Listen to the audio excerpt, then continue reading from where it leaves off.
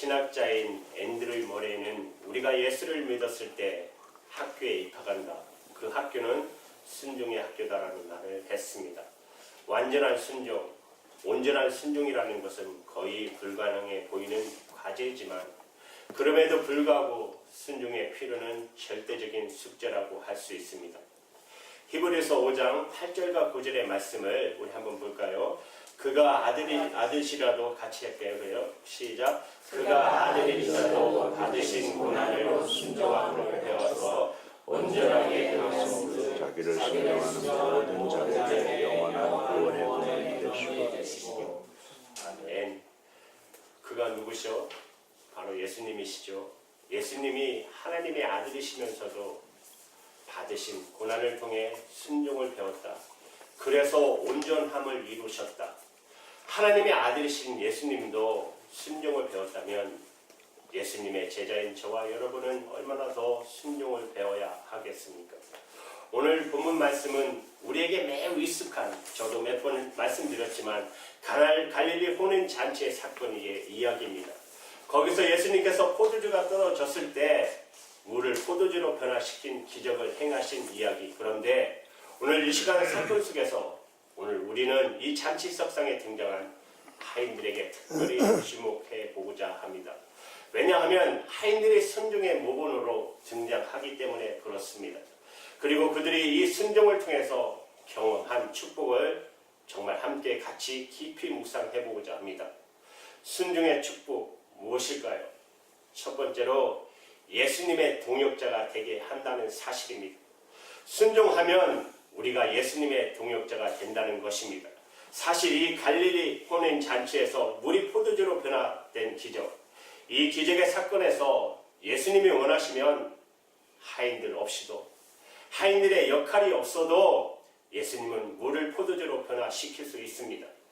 예수님이 원하시면 얼마든지 그렇게 하실 수 있으세요. 그런데 이 하인들을 쓰신 이유, 그것은 하인들이 꼭 필요해서가 아니라 이 하인들을 주님의 사역의 파트너로, 그래서 그들이 주님의 사역에 그리고 기적에 동참했다는 하나의 배려로 그들에게 기회를 주신 것이다. 순종의 기회를 주신 것이다. 이렇게 우리는 말할 수가 있을 것입니다. 오늘 본문에 나타난 이 기적의 결정적인 출발점은 예수님의 어머니 마리아에게 하인을 향해 주신 말씀부터 시작됩니다. 본문 직전의 5절의 말씀입니다. 그 어머니가 하인들에게 이르되 너에게 무슨 말씀을 하시거든 그대로 하라 하니라. 그대로 하라는 뜻이 무슨 뜻입니까? 순종을 하라는 말이죠. 순종을 부탁하셨어요. 그러면서 7절에 이렇게 말해요. 예수님께서 저에게 이르시되 항아리에 물을 채우라 하신즉 9가지 채우니 포도주가 떨어졌어요. 필요한 것은 포도주입니다. 그런데 예수님이 항아리에 뭐를 채우라고 해요? 물을 채우라고 그러셨어요. 그런데 물을 채우라 하신즉 9가지 채웠더라. 중동의 혼인 잔치, 여러분 성경에서 보셨지만 이 특별한 잔치에는 포도주는 결코 있어도 좋고 없어도 좋은 사치품 같은 것이 아닙니다. 필수품이에요. 포도주 없이 중동에서 잔치가 성립되지를 않아요. 그래서 이 포도주가 떨어졌어요. 얼마나 절박한 상이에요. 그런데 예수님께, 모든 사람이 예수님께 시선을 모았을 것입니다. 근데 그분이 하신 일은 물을 부으라는 말씀이에요. 물을 부었어요. 하인들이 순종했어요. 그리고 이어지는 8절 말씀에 우리 다 함께 읽을까요? 8절. 이제는 떠서 연회장에 갖다 주라 하시매 갖다 주었더니 뭘 갖다 준 것이죠? 물을. 사람들은 무엇을 기대하고 있었을까요? 포도주를 기대합니다. 그런데 갖다 주기를 뭘 갖다 줬어요? 물을. 사람들의 반응이 뭘까요? 포도주를 기다리는 사람들에게 물을 갖다 주면 실망하지 않겠어요? 그런데 갖다 주라 하시매 갖다 주었더니 순종하는 것입니다. 이 순종이 기적을 가져왔던 것입니다. 그리고 순종한 이 하인들은 예수님이 쓰시는 기적의 도구가 될 수 있었던 것입니다. 자, 드디어 물이 포도주로 변하는 이 신기한 사건의 현장 속에서 포도주를 마시는 사람들을 보고 제일 기뻐했던 사람은 누굴까요? 가장 감격했었던 사람들이 누굴까요? 저는 하인이었다고 생각합니다. 자기들이 떠다준 물이 포도주로 변했잖아요. 그리고 이렇게 생각했을 것입니다. 나도 이 기적에 한몫했잖아. 이 기적의 현장에서 나도 한 축을 담당했던 그런 기쁨과 감격을 상상해 보십시오. 예수님의 말씀에 순종한 것이 얼마나 잘한 것인지, 그것은 그들에게 자랑거리였고 기쁨거리였고 특권이었을 것입니다. 그래서 그들은 예수님의 동역자가 된 것입니다. 다시 말씀드립니다. 예수님 하인 없으셔도 기적하실 수 있으세요. 그런데 하인들을 통해서 하신 이유, 하인들의 순종할 때 하신 이유, 그들을 이 기적의 파트너로 삼아 주시기 위해서 주님이 그들에게 특권을 나눠 주신 것이에요. 예수님을 항상 그렇게 하셨잖아요. 여러분 오병이의 기적 사건 아시잖아요. 어린아이가 갖고 바친 오병이의 기적, 떡 5개와 물고기 2마리 꼭 있어야 되는 거 아니에요. 그거 없어도 주님 하실 수 있어요. 오병이어 가지고 그 많은 사람을 먹일 수 있는 예수님이라면 그거 없어도 하실 수 있으세요. 그런데 어린아이가 바쳤어요. 그것을 통해 하셨어요. 여러분 그 현장에서 제일 신났던 사람은 누굴까요? 그 어린아이일 것입니다. 그 아이는 예수님의 파트너가 된 것입니다. 예수님의 동역자가 된 것입니다. 여러분 또 나사로의 사건 아시잖아요. 친구였던 나사로가 죽었잖아요. 주님이 와서 무덤 앞에 우세요. 그리고 친구의 죽음 앞에 객으로 부활의 위대한 사역을 증거하십니다. 예수님이 무덤 앞에 걸어가십니다. 그리고 이렇게 말씀하세요. 나사로야 나오라. 나사로가 나왔어요. 이것은 예수님만이 하실 수 있는 일입니다. 죽은 자를 살리는 일은 사람이 못해요. 예수님만이 하실 수 있어요. 그분이 바로 하나님이시기 때문에 그렇습니다. 그런데 이 기적의 사건 속에서도 예수님이 다 하지 않고 남겨두신 일이 있어요. 나사로야 나오라 하시기 전에 하신 말씀이 있잖아요. 돌을 옮겨 놓아라. 여러분 아시지만 이스라엘 유대인들의 무덤은 굴 같은 데다가 돌을 막아서 그렇게 막아놓잖아요. 돌을 옮겨 놓은 사람들이 있을 것입니다. 바로 제자들일 것이에요. 제자들이 했을 것이요. 그 다음에 나사로야 나오라. 나사로가 나왔어요. 배로 온 배로 온몸을 감싼 채로 나왔어요. 예수님이 말씀하시잖아요. 풀어놓아 다니게 하라. 예수님께서 풀어줘라 명하면 풀어지는데 그렇게 하지 않으세요. 제자들이 하게 하십니다. 예수님은 우리가 할 수 있는 파트를 꼭 남겨주십니다. 그래서 그분의 동역자가, 그 예수님의 동역자가 되라고 우리도 기적에 참여하는 특권을, 기쁨을 함께 누리도록 하기 위해서 그렇게 하시는 거예요.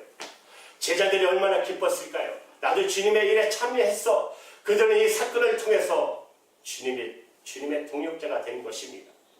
그러나 그러기 위해서 그들은 주님의 말씀 앞에 먼저 순종하는 일을 필요했던 것입니다. 예수님의 동역자로 만든 것입니다. 이것이 바로 우리 인간이 이 땅에 살면서 누릴 수 있는 가장 고상한 특권, 하나님의 동역자가 되는 것. 그래서 사도 바울이 고린도 교회 성도들에게 이 특권을 선포해요. 고린도 3장 9절에 보면 이렇게 바울이 선포해요. 우리는 하나님의 동역자들이요. 이렇게 말해요. 우리가 하나님의 동역자라고. 우리는 하나님의 동역자. 여러분 같이 해볼까요? 우리는 하나님의 동역자. 우리는 하나님의 동역자. 그렇습니다. 저와 여러분 하나님의 동역자인 것을 믿으십시오. 내가 하나님의 동역자다. 전능하신 하나님이 내가 같이 일하는 동역자다. 전능하신 하나님의 파트너다. 이것이 얼마나 대단한 것입니까? 예수님의 동역자, 저와 여러분이 예수님의 동역자인 것입니다. 이것이 얼마나 놀라운 특권입니까? 순종을 통해서 예수님의 동역자가 되는 것입니다. 그렇다면 우리가 할 일은 먼저 순종을 배워야 합니다. 순종이 우리의 삶이 되어야 돼요. 순종이 우리의 라이프 스타일이 되어야 돼요. 여러분 순종의 축복, 두 번째로 신앙의 비밀을 간직한 자로 살게 하셔요. 어떤 사람에게 비밀이 있다. 이 말은 어떤 사람에게는 부정적인 말일 수도 있어요. 그러나 어떤 사람에게는 긍정적인 말일 수도 있습니다. 대부분 어떤 사람에게 비밀이 있다면 부정적인 것으로 그 단어를 많이 쓰잖아요. 저는 오늘 이 단어를 아주 긍정적으로 사용합니다. 성경 말씀이 그렇게 사용하고 있어요. 여러분 우리가 나라의 최고의 통치자가 되면 나라의 비밀, 국가의 비밀을 많이 알게 되잖아요. 또 그 나라의 최고 통치자들을 보필하는 사람들도 상당한 비밀을 알게 됩니다. 그래서 각 나라의 정보기관이 있잖아요. 미국에도 CIA라는 정보기관이 있잖아요. 그분들이 일하면 얼마나 많은 국가의 비밀을 취급합니까? 그 비밀에도 순위가 있습니다. 특급 비밀이 있고 1급 비밀이 있고 2급 비밀이 있고 그 비밀을 아무나 다룰 수 없어요. 그 비밀을 다 취급할 수 있는 인간을 받은 사람만이 그 비밀을 다루게 되어 있어요. 믿을 만한 사람, 신원 보증을 해서 확실한 사람, 이 사람은 믿을 수 있다. 그러면 그 사람에게 비밀을 다룰 수 있는 권한을 맡깁니다. 그렇게 비밀의 권한을 맡은 사람은 자랑거리일 것입니다. 그것은 특권이잖아요. 여러분 골로새서 1장에 보시면 사도 바울은 골로새 교회 성도들에게 이렇게 말해요. 성도들을 향해서 당신들은 하나님의 비밀인 그리스도를 맡은 자이십니다. 여러분은 하나님의 비밀인 예수 그리스도를 맡은 자이십니다. 2장에 들어가서 골로새서 2장 이하에 보면 그런데 우리가 그리스도의 예수의 비밀을 맡은 자, 그 자들이 할 수 있는 우리의 책임은 이 비밀, 하나님의 비밀인 그리스도를 사람들에게 깨우쳐야 할 사명이 있다라고. 이 비밀이 세상의 비밀과 다른 것이 뭐냐 하면 이 비밀을 먼저 알고 간직한 다음에 이 비밀의 놀라움을 알거든 때가 차면 반드시 비밀을 알려야 한다는 것입니다. 이것이 세상 비밀과 하나님과의 비밀이 다른 것이에요. 그래서 비밀을 전하는 자가 될 수 있어야 한다는 것이에요. 주님은 이 비밀을 맡은 자로 어떤 사람을 부를까요? 믿을 수 있는 사람이겠죠. 그러나 더 중요한 것은 주님이 말씀을 잘 들을 수 있는 사람, 순종하는 사람, 바로 순종하는 자들에게 하나님께서, 예수님께서 하늘의 비밀을 맡겨주시는 것입니다. 그러면 우리는 하늘의 비밀을 간직한 자로 살아가는 것입니다. 사랑하는 여러분, 이 말씀을 좀 더 쉽게 우리가 쓰는 신앙어로 바꾸면 간증을 가지며 사는 자들에게, 간증을 가진 자들, 간증을 가진 자, 여러분 다 간증 있으시죠? 많이 있으시죠? 하나님이 내게 행하신 일, 하나님과 나 사이 안에 있는 비밀 같은 이야기, 비밀스러운 체험, 여러분 다 경험하셨죠? 아주 놀라운 신앙생활 하면서 쌓여가잖아요. 우리 이 놀라운 신앙의 생활의 비밀이, 하나님과 나와의 비밀이, 그런 비밀이 있는 사람이 좋은 신앙인 것입니다. 본문 9절 말씀을 보십시오. 연회장은 물로 된 포도주를 맛보고 어디서 났는지 알지 못하되 물떠온 하인들은 알더라. 잔치를 주관하는 연회장이 하인들이 가져온 것을 맛보니까 물이 아니에요. 포도주예요. 기적이 벌써 일어났어요. 이미 벌써 일어났어요. 그것도 맛이 기가 막힌 그 상품의 포도주가 됐어요. 이게 어디서 있었는지 주관하는 자기도 몰라요. 연회장도 알지 못해요. 그런데 본문에 보면 그와 대조적인 선언이 따라오잖아요. 연회장, 잔치를 주관하는 사람은 몰랐는데 그 다음에 뭐라고 말합니까? 물떠온 하인들은 알더라. 물떠온 하인들은 알았어요. 누가 알아? 물떠온 하인들만 안다는 것이에요. 저는 이 말씀을 이렇게 바꾸고 싶어요. 물떠온 하인들이 이 말 대신에 순종한 하인들은 알더라. 순종한 하인들은 알더라. 어떻게 포도주가 되었는지. 예수님이 행하신 일, 이것은 예수님이 행하셨어. 누가 이 기적의 비밀을 아는 사람들일까요? 바로 순종하는 사람입니다. 누가 이 신앙의 깊이를 알까요? 순종해본 사람입니다. 누가 이 신앙의 높이와 신앙의 영광을 알까요? 순종을 해본 사람이에요. 누가 이 신앙의 아름다움을 알까요? 순종해본 사람이에요. 이 신앙이 이렇게 나를 행복하게 만드는 사실을 누가 알까요? 순종해본 사람만 알아요. 그렇다면 중요한 것이 먼저 순종을 배우는 것입니다. 순종을 결단하는 일입니다. 하나님께 순종하는 일, 하나님의 말씀에 순종하는 일, 그 순종을 먼저 결단하는 것이 중요한 것입니다. 이런 사람들이 신앙의 비밀을 간직한 자가 되는 것입니다. 그리고 신앙의 비밀을 나누는 전수자가, 복음의 전도자가 되는 것입니다. 이대한 간증을 하며 살아가는 자가 될 것입니다. 저와 여러분들이 이런 신앙의 비밀을 간직하고 간증을 나눌 수 있는 일생을 살아가시기를 주님의 이름으로 축복합니다. 순종의 축복, 세 번째는 무엇입니까? 이웃들을 향한 축복의 통로가 된다는 것입니다. 이웃들을 향한 축복의 통로가 되는 것입니다. 하인들이 순종했어요. 그리고 그들이 놀라운 기적의 축복을 누리게 되었어요. 그것은 그들 자신 하인들만의 축복이 된 것이 아니죠. 그 잔치 석상에 있던 모든 사람에게 포도주가 나눠졌어요. 다시 말씀드리면 하인들을 통해서 하나님의 축복이 그 잔치 석상의 모든 사람들에게 축복이 흘러갔습니다. 그들은 축복의 통로가 된 것입니다. 한 걸음 더 나가서 이 사건을 통해서 그들은 이 기적의 진정한 원천이신 하나님께 영광을 돌리게 되었다는 사실입니다. 이것이 바로 오늘 본문의 결론입니다. 11절 말씀 우리 한번 다 같이 읽을게요. 11절 예수께서 이처럼 표적을 갈릴리 가나에서 행하여 그 영광을 나타내심에 제자들이 그를 믿는지라. 그 영광을 나타내심에, 그렇죠, 하나님의 영광을 나타내셨어요. 갈릴리 가나에서 이 기적을 행하셔서 영광을 나타냈다. 그분의 신적인 영광을 나타냈다. 그리고 제자들이 그를 믿었다. 처음에는 그냥 유명한 분이니까, 기적을 행하는 분이니까 그냥 뭔가 좀 가면 좋은 걸, 유익을 얻겠지, 그냥 따라갔을 거예요. 그러나 이 기적을 보면서, 물을 포도주로 바뀌는 것을 보면서 제자들은 이분은 정말 평범한 분이 아니야. 그분은 하나님이시야. 우리가 지금까지 기다려왔던, 그렇게 기다려왔던 바로 메시아예요. 예수님을 메시아로 구세주로 비로소 믿게 되었다는 사실이에요. 그리고 그 영광이 드러난 것입니다. 뿐만 아니라 모든 사람들이 함께 그 축복을 나눈 자리에 동참하게 된 것입니다. 바로 그 축복의 통로가 된 것이 하인들, 바로 하인들이에요. 하인이라는 신분을 뛰어넘어서 그들은 많은 사람들에게 하늘의 축복을 누리게 하는 통로로서 놀라운 그런 은혜를 입게 된 것입니다. 바로 이것이 순종의 축복이에요. 성경은 이것을 가르쳐 예수님이 공생을 통해서 행하신 첫 번째 표적이다. 하나님이 특별한 메시지를 드러내는 기적이다. 그래서 표적이라고 말을 하는 것입니다. 첫 번째 표적이다. 첫 번째 표적을 여기서 명기한 이유는 왜 그랬을까? 그렇게 생각하십니까? 이것은 한 번만 있는 기적이 아니기 때문에 앞으로 두 번째, 세 번째, 네 번째, 다섯 번째 많은 표적. 그러면서 요한복음 보면 7가지의 대표적인 표적이 나와요. 그런데 요한복음 맨 끝에 가면 그렇다고 7가지만 행한 것이 아니라 말하면서 요한복음 그렇게 끝이 나요. 7가지 아니라 7가지만 행한 것이 아니라 라고 하면서 마지막 장에 가면 요한복음이 그렇게 끝나요. 여러분, 지금도 예수님은 기적을 행하십니다. 믿으시죠? 예수님 부활 사건을 믿으시죠? 그러면 살아계신 것을 믿으십니까?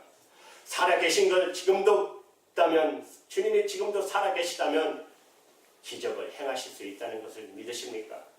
문제는 뭐냐 하면, 그러면 이 기적이 일어날 수 있도록 나를 주 앞에 드릴 준비가 돼 있어야 되는 것입니다. 순종할 준비. 우리는 축복을 원하는데 순종하지 않아요. 우리는 기적을 보고 싶어 하는데 순종하지 않아요. 이 순서는 절대로 바뀌지 않아요. 순종하지 않으면 여러분 기적도 없어요. 순종하지 않으면 축복도 없어요. 여러분, 노아를 생각해 보십시오. 노아, 생명들을 보존을 위해서 드디어 새로운 시대를 준비한 일에 쓰임을 받았던 노아가 아니었으면 하나님의 역사가 계속될 수가 없었어요. 그러나 이 노아가 쓰임을 받기 전에 해야 했던 일이 있었어요. 당시에 비유라는 조차 그 단어 자체도 없었던, 하늘에 쨍쨍한 하늘의 그 태양을 보면서 방주를, 산 꼭대기에다 방주를 만들어요. 멀쩡한 하늘 안에서 방주를 지어라 하는 명령 앞에 그 오랜 세월 묵묵히 방주를 지었던 순종, 그 순종 없이 노아는 새 시대를 여는 주인공이 될 수 없었어요. 여러분, 우리의 믿음의 조상 아브라함, 젖과 꿀이 흐르는 땅, 약속의 땅에 일구었던 이스라엘 백성들의 조상, 아니 동일한 믿음을 가진 수많은 열국의 믿음의 조상이 되었던 아브라함. 그러나 아브라함이 이렇게 되기 위해서 그에게 먼저 필요했던 일이 무엇입니까? 내 고향과 아비 친척을 떠나는 명령 앞에 먼저 아브라함이 순종했어야만 했던 사실입니다. 성경에서 그래도 가장 위대한 지도자가 있다면 모세 아닙니까? 여러분, 모세를 생각해 보세요. 홍해 바다를 활짝 열었던 모세의 기적. 그러나 이 기적에 앞서 모세는 단신으로 그 당시 최고의 통치자 권력자인 바로와 대결하면서 이스라엘 백성을 데리고 애굽을 나가라 하는 명령 앞에 겁없이 순종해야 하는 일이 먼저 있었다는 것입니다. 여러분, 에스더 아시죠? 에스더 멸절당할 수밖에 없는 자기 민족을 위해서 구국으로 구출했던 이스라엘 구국의 여인 에스더. 그러나 그보다 앞서서 에스더에게 필요했던 것이 뭐죠? 삼촌인 모르드게를 통해서 들려왔던 하나님 명령. 내가 왕 앞에 나가라. 그 당시 왕, 아무리 자기가 왕비라 해도 왕이 부르지 않으면 마음대로 가지 못해요. 왕 법을 어기는 거예요. 만약에 자기 마음대로 나갔다면 그 생명은 잃어버리는 것이에요. 그래서 에스더가 뭐랍니까? 죽으면 죽으리라. 그리고 감히 모르드게를 통해서 들려왔던 그 말씀에 순종하기 위해서 왕 앞에 나갔던 에스더의 순종, 그 순종 없이 이스라엘 백성들이 구출하는 구국의 연이 될 수 없었어요. 여러분, 안디옥교회 신학에 보면 바나와 바울의 처음 교회잖아요. 안디옥교회의 순종을 보십시오. 안디옥교회가 세상 모든 교회에서 성경에서 나타난 기록된 교회 가운데서 가장 영광스러운 교회. 왜냐하면 세상을 바꾸는 일에 중심에 섰던 세계 선교의 중심이 된 안디옥 교회가 이렇게 놀랍게 쓰임 받기 전에 필요했던 것이 무엇입니까? 기도할 때 성령님이 이 교회에게 말씀하시는 너희들이 좋아하는 지도자 바울과 바나바를 선교사로 보내라. 아니 담임 목사님들을 선교사로 보내라면 어떡합니까? 그러나 거기에 순종해요. 순종하는 이 교회를 하나님이 쓰시는, 그래서 놀라운 교회로 만드신 거잖아요. 여러분, 우리의 모본이신 예수님을 생각해 보세요. 온 세상의 구세주, 인류의 구수이신 예수님. 그러나 우리 예수님께서 인류의 구주가 되기에 앞서서 그분은 십자가를 지시기 전날 밤 겟세마네 동산에서 고통스럽게 기도하시며 내 뜻대로 마옵시고 아버지의 뜻대로 하옵시오. 순종의 결단하시고 십자가를 지시는 순종의 결단이 그분에게 먼저 왔던 것이에요. 그런데 우리는 그 고생이 싫어요. 축복만 원해요. 축복은 원하지만 순종하지 않아요. 영광은 원하지만 십자가를 지지 않으려고요. 기적은 원하지만 순종은 싫어요. 그러나 십자가 없이 영광도 없습니다. 순종 없이 축복도 없습니다. 사랑하는 여러분 지금이 바로 순종을 결단할 때가 아닙니까? 다수간 내 삶 속에서 순종하지 못하고 있었던 어떤 부분이 있지 않습니까? 알면서도 내가 순종해야 하는데 성경이 얼마나 명령하십니까? 사랑하라, 사랑하지 못하고, 용서하라고 했는데도 용서하지 못하고, 드려라 헌신하라 할 때도 헌신하지 못하고, 기도해라 바빠서 기도 못합니다. 증거하라 증거하지 못하고, 순종하지 못한 어떤 부분들이 생각나지 않으십니까? 십자가 앞에 오십시오. 십자가를 보십시오. 거기 십자가에 달린 우리 주님을 보십시오. 그분은 왜 십자가에 달렸습니까? 우리의 불순종 때문에, 우리의 죄 때문에 십자가에 달리셨어요. 그러나 장사한 지 사흘 만에 부활하신 분, 왜 부활하셨을까요? 우리를 거룩한 보혈로 씻어 용서하시고 이제 우리를 순종의 길로 인도하고자, 왜요? 그 순종을 통해서 우리를 축복하시고자, 순종을 통해서 우리를 쓰고자, 우리의 인생을 멋지게 하나님의 동역자로 쓰시기 위해서 오늘 주님께서 저와 여러분을 부르고 있다면 십자가 앞에 여러분 순종을 결단하지 않으시겠습니까? 지금까지 순종하지 못했던 부분, 하나님 이제 바로 잡겠습니다. 이제 순종하겠습니다. 우리가 순종을 결단한다면 사랑하는 여러분, 하늘의 문이 활짝 열릴 것입니다. 축복이 쏟아질 것입니다. 하나님이 저와 여러분을 쓰실 것입니다. 우리 교회를 쓰실 것입니다. 놀라운 일이 벌어질 것입니다.